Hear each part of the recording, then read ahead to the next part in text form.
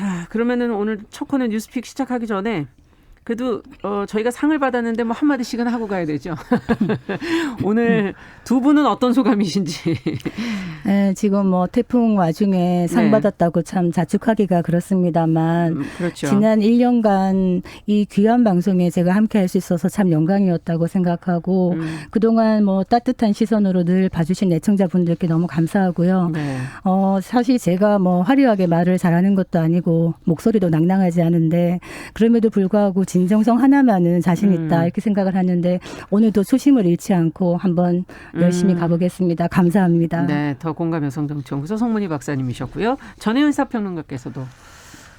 이 방송 때문에 태어나서 이렇게 열심히 라디오를 들어본 적이 없다라는 분들이 가끔 계세요. 그게 너무 감사하죠. 사실 저는 강원도 시골에서 이까지 와서 경로당에 있는 분들이 이 내용을 들으신다고 할 때 참 마음이 뿌듯했고요.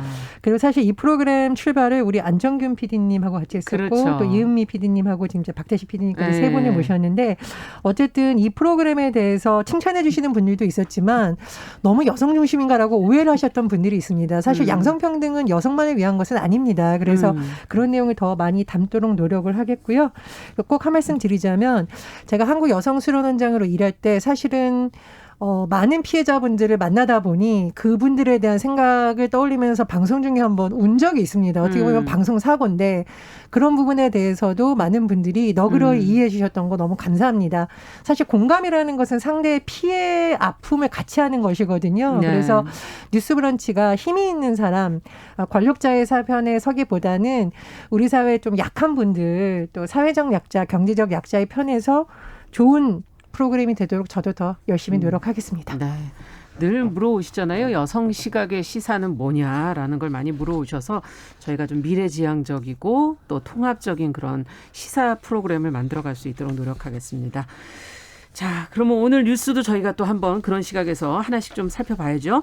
첫 번째 뉴스는 지금 4차 추경 그리고 2차 재난지원금 과연 어떻게 분배가 될 것인가에 관심들이 많으신데 지금 편성 방안이 지금 가닥이 좀 잡혀가고 있는 것 같아요. 추경의 규모, 지원 대상 조금 정리를 해보죠. 전혜연 평론가께서 좀 전해주세요. 예, 되돌아보면 1차 재난지원금은 전 국민을 대상으로 했었고요. 네. 4인 가족 기준으로 100만 원 정도가 지급이 됐었습니다. 그렇죠. 근데 지금 2차 긴급 재난지원금 같은 경우에는 사실 정치권에서도 경론이 있었죠. 선별 지원을 하느냐, 네. 보편 지급을 하느냐 논란이 있었는데요. 더불어민주당과 정부, 청와대가 어제 고위 당정 협의회를 열어서 큰 가닥이 나왔습니다. 물론 이제 구체적인 내용은 정부의 회의라든가 국회를 거쳐야겠습니다만 예. 일단 당정 협의회에서 결정된 내용을 보면 한마디로 피해 계층을 선택적으로 지원하는 맞춤형 긴급 재난 지원 이렇게 네. 정리를 할 수 있겠는데요. 선별적으로. 그렇습니다. 규모는 7조 원 정도가 될 예상. 1차에 비하면 어떻습니까? 1차에 비하면 이제 절반 정도가 넘는 걸로 볼 수 있는데요. 네. 1차 재난지원금의 경우에는 지방비를 포함해서 14조 3천억 원 정도가 됐었습니다. 이번엔 절반을 조금 넘어서고 지원 대상을 줄이는 대신 비용은 조금 커진다. 이렇게 네. 요약을 할 수 있겠습니다. 일단 정부에서 가장 신경 쓰는 부분은 고용 취약계층과 자영업자라고 요약을 할 수 있겠는데요. 보통 우리가 고용 취약계층이라고 하면 우리나라가 고용보험이 잘 되고 있다고 하지만 사각지대가 많잖아요. 그렇죠. 보통 이런 부분에 있는 노동자들을 우리가 특수고용직이라고 특고라고 줄여서 많이 하는데요. 고용 취약계층에 포함되는 사람들은 뭐 학습지 교사라든가 네. 학원 강사, 스포츠 강사, 방문 판매원, 간병인 이런 분들이 지금 대면 접촉이 많이 자제되다 보니까 생계가 굉장히 어려운 거죠. 그래서 이런 사람들이 포함될 가능성이 크고요. 그리고 아마 비용은 1차보다는 좀 늘어날 것으로 보이는데 뭐 구체적인 내용은 앞으로 다시 결정될 것으로 보입니다. 두 번째로 우리가 왜 어려운 사람들 먼저 주세요라고 하잖아요. 이 어렵다의 개념은 굉장히 추상적인 거고 기초수급자와 차상위 계층이 아마 지원금 지급 대상에 포함될 것으로 보입니다. 세 번째로 지금 정말 장사 안 된다라고 하소연하는 분들이 있습니다. 자영업자하고 소상공인. 예. 특히나 우리가 여러 번 우려했던 부분이 정부에서 지금 사회적 거리두기를 단계를 격상하면서 12개 고위 위험 시설이 지금 지정되어 있습니다. 그렇죠. 그러니까 뭐 자의가 아니라 사실상 방역 문제 때문에 장사를 전혀 할 수 없는 자영업자분이 있는데요. 모두 포함되기는 쉽지 않을 것으로 보이고 현재로서는 뭐 노래 연습장이라든가 뷔페, PC방, 대형 학원들이 거론되고 있는데 이 부분도 아마 이제 구체적으로 정부에서 안이 논의될 것으로 보입니다. 그리고 네. 비용의 경우에는 매출이 얼마나 줄었냐에 따라서 지원금 지급이 좀 달라질 것으로 예상이 되는데요. 아마 신용카드 매출 감소 폭이라든가 이런 것을 검토할 것으로 보입니다. 네. 정부에서 이와 더불어서 아마 긴급 민생 대책 내용도 발표할 것으로 보이는데요. 이런 방식이 있겠죠. 정부에서 직접 돈을 주는 방식도 있지만 금융이라든가 세제 지원을 강화하는 방식이 아마 앞으로도 논의될 것으로 보입니다. 어쨌든 지금 이 출저원 규모의 2차 재난지원금을 지급하려면 4차 추경안을 편성을 해야 되고요. 이 안이 네. 또 국회에서 통과가 돼야 됩니다. 그래서 그렇죠. 민주당의 경우에는 추석 전에 추경안이 국회를 통과하고 집행될 수 있도록 하겠다라고 하는데 사실 우리가 1차 시간이 재난지원금 그렇죠. 많지 1차 않네요. 재난지원금 때도 이게 행정적인 부분이 늦어진다라는 좀 비판이 있었습니다. 그래서 지금 시간이 얼마 남지 않았고요. 정부에서 또 민생안정 대책도 함께 추진한다고 하는데 이 부분은 아마 뭐 청와대나 정부 부처에서도 신속히 회의를 열어서 안이 확정될 것으로 보입니다. 네, 지금 말씀해 주시는 선별 지원, 선택적 지원, 맞춤형 지원 이거는 이제 기준을 어떻게 잡느냐 하는 문제가 상당히 중요하고 또 이 비용을 그럼 또 어떻게 마련할 것이냐 하는 부분도 중요하기 때문에 두 분의 의견을 여기서 좀 들어보죠. 사실 뭐 제가 정책 담당자도 아닌데 이 주제를 다룰 때마다 참 고민을 많이 하게 돼요. 정말 보편 지급이 맞느냐, 선별 지급이 맞느냐 고민을 많이 하게 되는 것이 지난번 방송할 때는 저는 아마 선별 지급이 좋겠다. 왜냐하면은 국가 재정은 한정돼 있기 때문에 가장 힘든 부분에게 먼저 지원이 되어야 된다 이런 말씀을 드렸는데 네. 지금의 재정 상황에서 모든 것을 국채로 지금 만들어야 되고 또 지금 이 문제는 지금의 이 재난지원금이 이번 4차로 끝나는 게 2차 재난지원금으로 끝나는 게 아니라 내년까지 만약에 이 코로나가 지속이 된다면 또 재난지원금이 주어져야 될 수도 그렇죠. 있는데 그렇다면 나라의 국간이 화수분도 아니기 때문에 선택과 집중을 할 수밖에 없다. 근본적으로는 이 생각을 합니다만 지금 이제 선정 대상을 했을 때 아까 어렵다는 얘기를 했는데 그 어렵다는 기준이 추상적이다. 그래서 그 기준에서 만약에 1% 부족한 사람은 그럼 어렵지 않은 거냐. 그래서 어떤 선정 대상과 기준을 만들 때 분명히 형평성 논란이 나올 수 있고 네. 또 제가 시간 강사 얘기를 드린 적이 있습니다만 지금 여기에 들어가 있는 뭐 특고 노동자나 다 어렵습니다만 여기에서 만약에 지원받지 못하는 많은 사람들 그렇다면 이들은 어떻게 우리가 감당을 할 것인가에 대한 문제의식이 있어야 될 것 같고 지금 이제 뭐 매출액 기준 이런 식으로 얘기를 하고 있는데 이것도 정확한 기준이 되지 않을 수가 있다고 봅니다. 왜냐하면 지금 이제 자영업자 우리나라가 많은데 자영업자 중에서도 업종을 갖다가 분류할 수 없는 그 기타 자영업자라고 하는 분들이 264만 명이라는 겁니다. 네. 그럼 이분들은 사실 매출이나 업종 같은 어떤 단편적인 기준으로 선정하면은 분명히 사각지대가 생길 수밖에 없는 것이거든요. 그래서 이런 부분은 어떻게 정말 핀셋 맞춤형 한다고 하는데 이 핀셋을 어떻게 촘촘하게 설계를 할 것인가. 그래서 국민에게 잘 설명을 해야 된다. 행정 절차를 정말 세밀하게 살펴봐서 형평성 논란이 나지 않도록 해야 된다. 그리고 국채로만 발행한다고 하는데 장기적으로는 재정이나 이런 부분을 어떻게 좀 잘 조정을 해가지고 정말 짤 수 있는 데까지 한번 짜보자. 이런 말씀도 한번 드리고 싶습니다.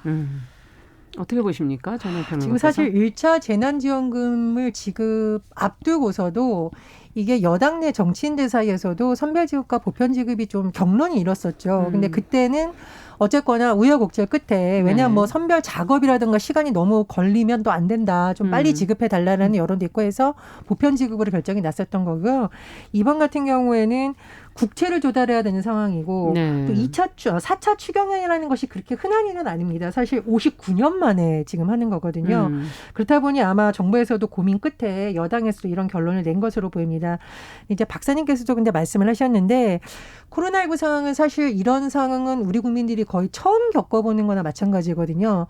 2015년에 메르스 사태가 있었지만 이 정도로 심각하게 전 국민에게 피해가 가고 상가가 문을 닫을 정도는 아니었다라는 것이 중론입니다. 그래서 굉장히 심각한 상황에서 되는 건데 가장 저는 강조하고 싶은 것이 제가 자주 강조하는 말이 있는데요. 정책 소통입니다. 왜 이렇게 결정이 되는지 국민에게 충분히 이해하고 설명하고 명확하게 해주지 않으면 정말 저는 우려되는 것이 이 지급하는 과정에서 또다시 갈등이 있다면 이것도 또 다른 행정력을 요하는 것이거든요. 그렇죠. 그래서 정부에서 굉장히 어떤 공정성 시비라든가 형평성 시비가 일지 않도록 국민들이 정말 궁금한 게 없다고 할 정도로 소통에 굉장히 많이 신경을 써야 되는 부분이라고 생각을 하고요. 그리고 더불어서 이게 지금 뭐 정부나 민주당에서는 추석 전에 통과해서 집행될 수 있다라고 하는데 결국 이거는 국회로 넘어와야 되는 사안이거든요. 그렇죠. 그렇다면 여당에서 지금 야당과 소통하고 설득하는 작업이 굉장히 중요합니다. 그래서 협치를 뭐 계속 얘기를 하지만 지금이야말로 협치가 필요한 때고 어려우니까 야당이 협조를 할 것이 아니라 정부에서 먼저 야당 의원들이 궁금한 점이 없다고 할 정도로 먼저 설명하고 이해를 구하는 작업도 꼭 필요하다고 봅니다.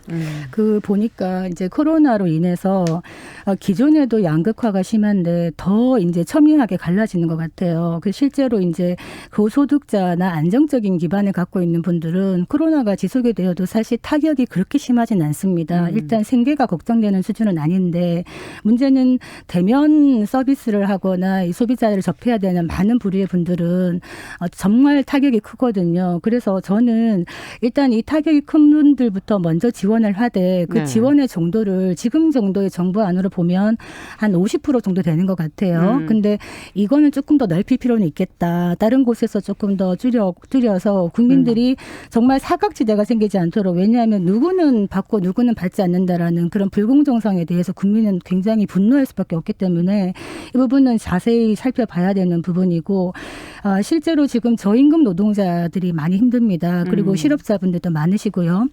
이런 분들이 어떻게 가난을 증명하지 않고도 기본적인 생계 위협을 받지 않을 수 있는지를 정부가 역할을 해야 되지 않겠나 이런 생각이 듭니다. 네. 최근에 우리 언론 보도를 통해서 우리 프로그램에서 전해드린 바가 있는데 고용이라던가 이런 부분에 정말 사각지대에 있는 직업군 중에 하나가 가사 노동자예요. 우리나라에서 지금 맞벌이 부부도 많고 하기 때문에 가사 노동자 수가 굉장히 많은데 이 사람들 경우에는 법적으로 보장받을 수 있는 어떤 제도적인 안정장치가 하나도 없고요. 또 본인이 어떤 고용 상태인지를 증명할 수 있는 제도도 없습니다. 그래서 최근에 일부 의원들이 다시 이 가사 노동자의 어떤 근로자성, 노동성을 인정받을 수 있고 그런 부분에 있어서 고용보험이라든가 이런 부분을 좀 개선하는 법안을 발의를 또 했다고 하거든요. 근데 이게 예전부터 하고 전국에서도 발의된 적이 있습니다. 그래서 우리가 코로나19를 통해서 사회적 약자에 대한 취약점이 어디인지가 극명하게 드러났기 때문에 계속 지원하는 방식도 물론 필요합니다만 근본적으로 이 사람들이 시스템 안에 들어와서 인정받을 수 있는 법안을 만드는 것도 중요하다. 이런 말씀 드리겠습니다. 이거 선별 기준이나 대상 선정하느라고 너무 많은 시간을 소요한다면은 이거는 정말 타이밍을 놓치는 것이다. 지금 당장 내가 밥 한 끼 먹을 돈이 없는데 6개월 뒤에 진수성찬이 차려진다 한들 그게 무슨 의미가 있겠습니까? 그래서 행정력을 낭비하지 말고 신속하게 특히 추석이 앞인데 물론 대면이 힘들 수는 있겠습니다만 국민들이 좀 따뜻한 추석을 만들 수 있도록 노력해 줬으면 좋겠습니다. 기존에 있는 뭐 의료보험이라든지 다른 그런 제도들을 좀 활용해서 선별 기준을 만들어 가난을 정말 증명하지 않아도 되는 그런 상황이 됐으면 좋겠네요. 자, 두 번째 뉴스는 그 지난 광복절 광화문 집회로 지금 코로나19 재확산 여파가 좀 크지 않았습니까? 이제 조금 이제 진정 기미가 보이고는 있는데 개천절 집회를 또 하겠다는 사람들이 있어서 이게 지금 신고된 집회 건수만 27건이라고 지금 보도가 나오고 있거든요. 어떤 내용인지 과연 해야 할 만한 타당성이 있는 건지 송문희 박사님께서 관련 내용 좀 정리해 주시죠. 지금 코로나19 재확산이 돼가지고 사회적 거리두기 2.5단계를 하고 있습니다.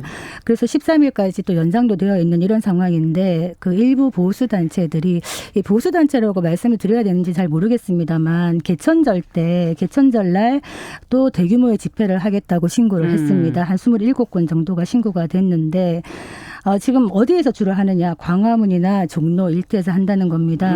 지금 신고된 거에 보면은 뭐 3만 명, 2,000명 이런 정도로 굉장히 큰 규모입니다. 그리고 또한 그 SNS나 이런 쪽에 개천절 집회와 관련된 포스터가 나오고 있는데 어떻게 적혀 있느냐 어게인 이제 10월 3일 해가지고 자유우파 집결 핸드폰 오프 이렇게 문구가 적혀 있습니다.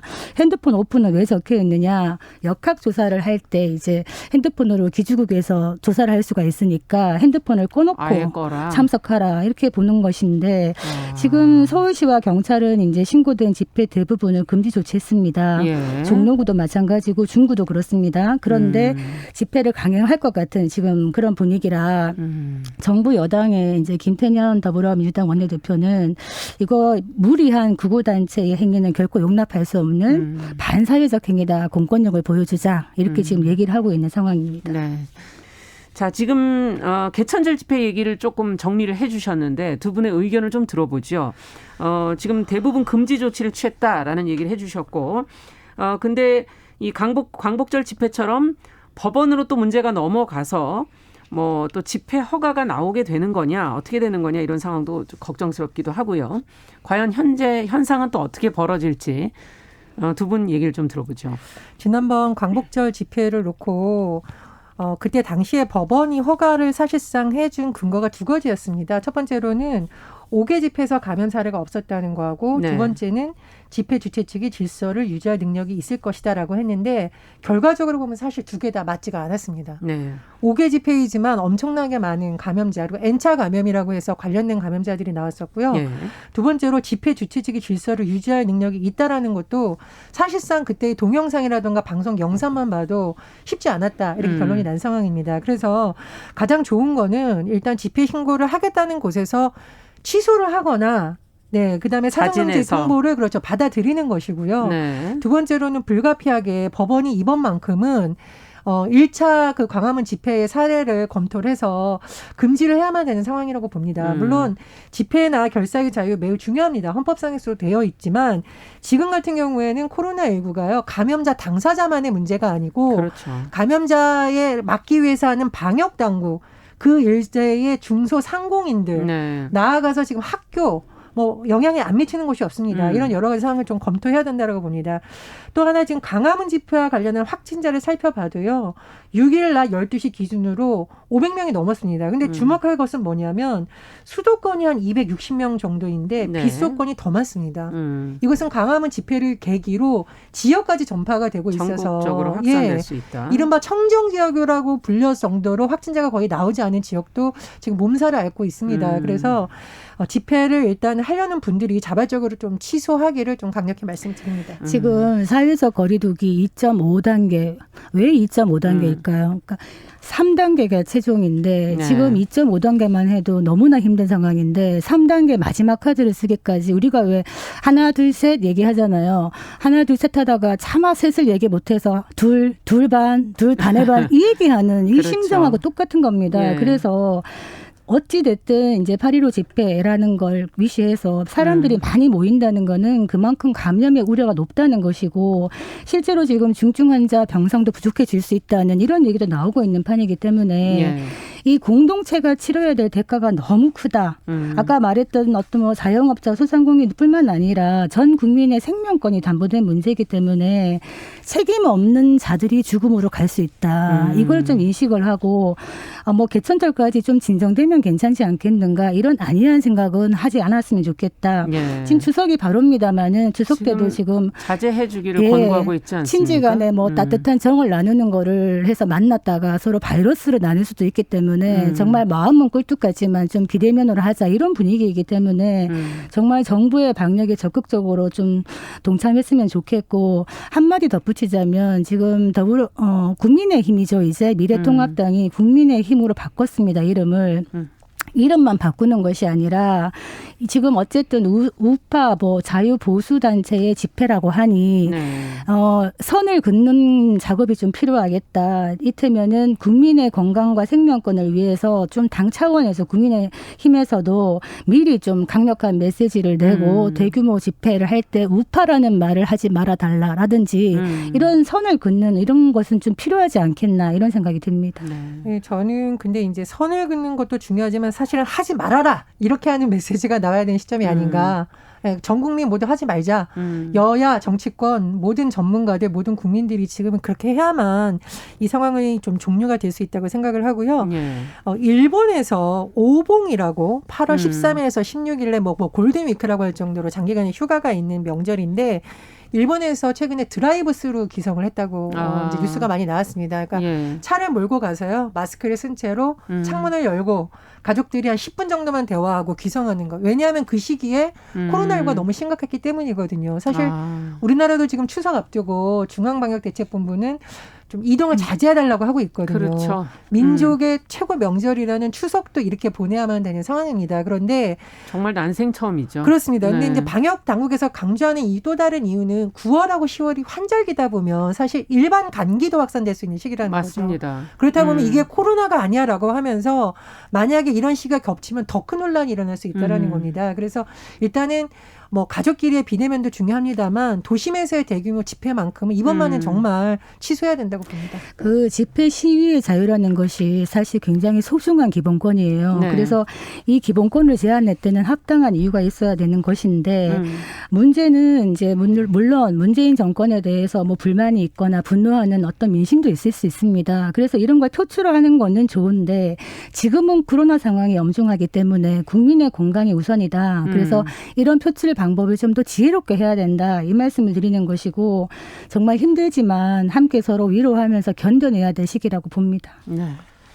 자, 앞으로도 좀 계속 좀 사회적 거리두기, 뭐 손 씻기, 마스크 쓰기 이런 기본적인 원칙들을 좀 잘 지켜주셔서 빨리 이제 이 코로나로부터 좀 벗어날 수 있었으면 좋겠습니다. 자, 마지막 뉴스는 세계 최대 성착취 동영상 사이트를 운영했던 손정우, 뭐 다들 기억을 하실 텐데요. 이 이름이 담긴 광고가 지금 지난 주말까지 뉴욕의 타임스퀘어에 이 게재됐다는 얘기가 있어요. 어떤 취지에서 게재가 된 것인지, 그리고 이 광고를 게재하는 데 앞장선 캐도 아웃이라는 그 공론화 팀에도 지금 관심이 쏠리고 있는데 어떤 사람들인지 관련 내용을 좀 정리를 해볼까요? 이 웰컴 투 비디오라는 게 참 우리나라 국민들에게 여러 가지 참 부끄러움을 주는 사이트죠. 네. 무려 성착취물이 22만 개나 유통된 세계 최대 아동 성착취물 사이트입니다. 그런데 네. 국제 공조 수사를 벌이다 보니 그 운영자가 한국인 손정우라는 인물이었었고요. 이제 구속이 됐죠. 구속인데 문제는 뭐냐면요. 너무 가벼운 처벌이 내려졌다. 그래서 1년 6개월 만에 수감 생활을 마치고 나오게 됐습니다. 근데 이제 이게 어떤 일이 있었냐면요.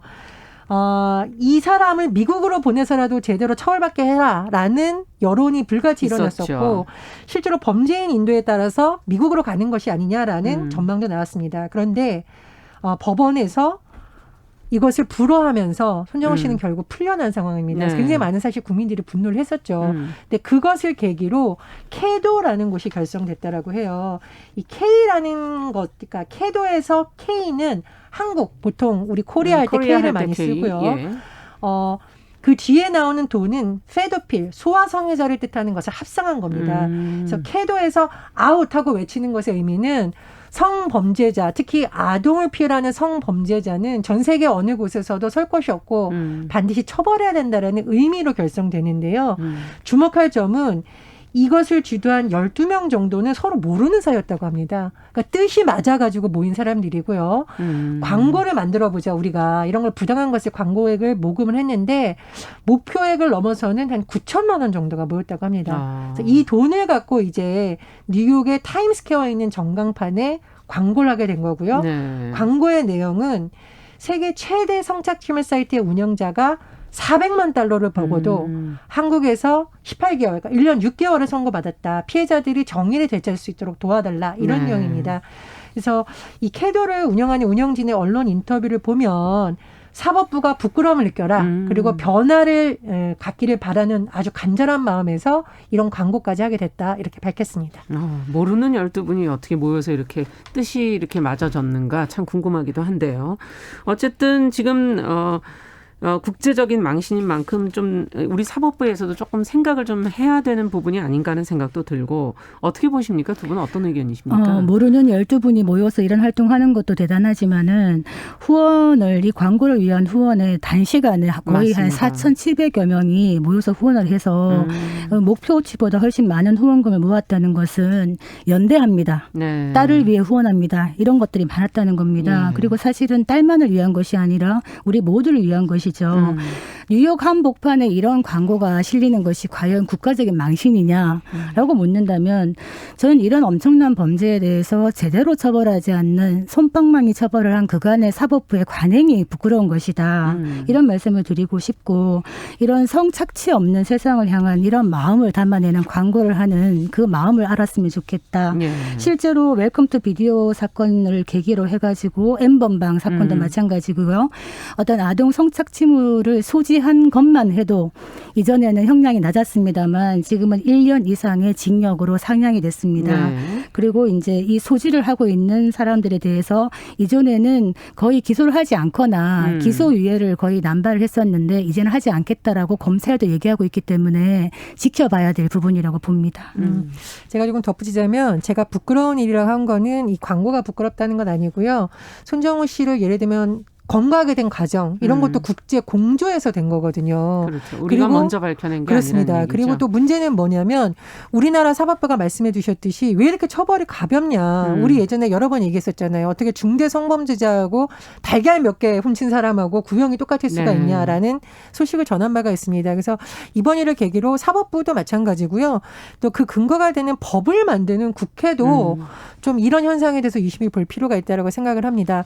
더불어서 우리가 연대라는 용어를 썼는데 네. 최근에 왜 우리 성범죄자 피해자들을 지지해주기 위해서 재판에 참여하는 방청연대라는 것을 전해드린 적이 있습니다. 그렇죠. 그래서 우리가 이제 여성들이라든가 남성들이라든가 누구든 이 피해자들에게 어떤 힘이 되주는 것이 굉장히 어려운 일이 아니라 시민들도 할 수 있다는 사례를 보여준 것 같고요.